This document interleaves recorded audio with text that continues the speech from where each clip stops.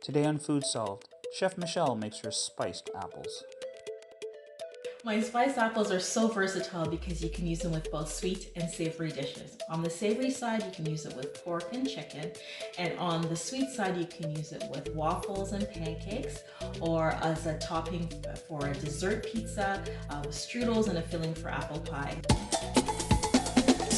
I don't tend to premix my dry spices because I like the versatility of being able to adjust the individual ingredients as I go. For instance, if I taste something and it has too much cinnamon or too much ginger, then I can adjust as I need to.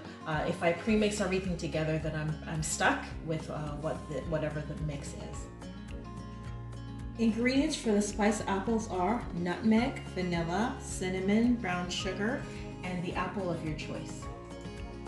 If you have any dietary restrictions, here are a few substitutions. For the apples, you can use a Granny Smith apple, which is lower on the glycemic index.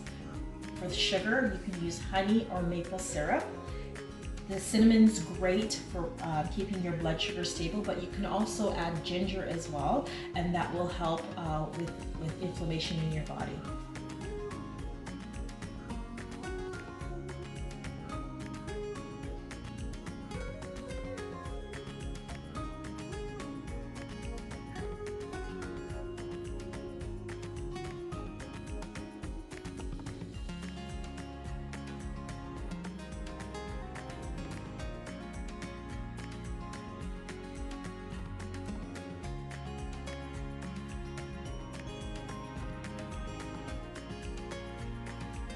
These are my spiced apples.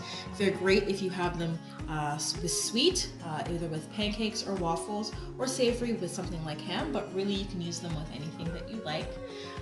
Please like and share this video.